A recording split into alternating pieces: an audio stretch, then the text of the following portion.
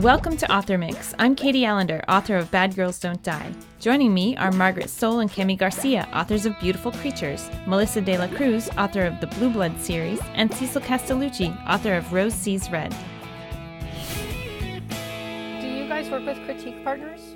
Like, we're interested in the solo process. Yeah, do you share what you're writing with somebody else that reads My for you? husband's my first reader, and we're kind of like very, we go over all the plot points together. It's very collaborative. He read all the same books I have. Awesome. He's kind of like my silent writing partner. And he's an architect? And he's an architect. So he's very structural, or like, oh my God, that's so cheesy, you gotta take that out. And my editor actually gets a little jealous because she's like, I know Mike already went over this, but you can ask me too if if you have questions. And I'm like, yeah.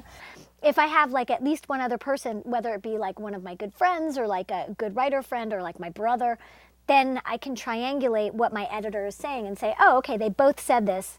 Therefore, I either think that they are dumb or I secretly do. Or you know what, maybe there's like a emotional hangnail there. That's what I call those things that make readers go out. Gap. And then I can address that. So do you share with anybody? Well, my husband is my first reader. He always reads everything first, except when I'm in an enormous rush, like with this past book.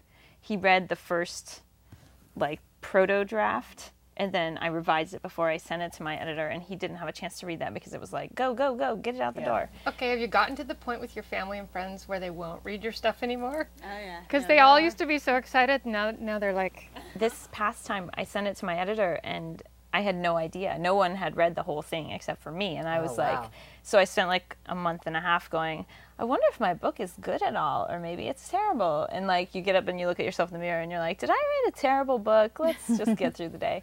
And my editor actually called me to talk about it, and she was really sick, and so she was sort of giving me broad strokes so I could get started working on plans for the revisions. And we got off the phone and I was like, she didn't say she liked it.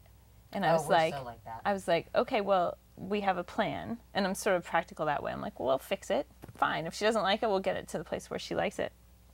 And then we talked again the next day. And we were like, oh, talk.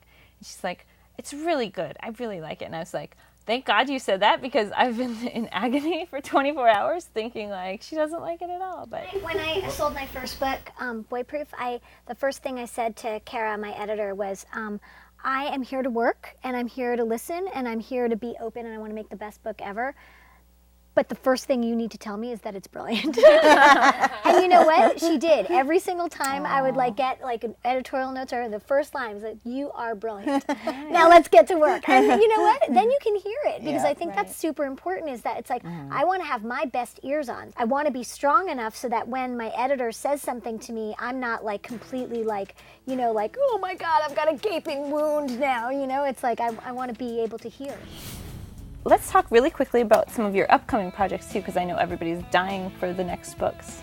Guys? Cam, what do you? We have the sequel of Beautiful Creatures coming out, which is called Beautiful Darkness from Little Brown. I have two Blue Bloods books coming out this year. Keys to the Repository, which is a companion book with short stories and kind of a dictionary of terms, and Misguided Angel, which is book 5.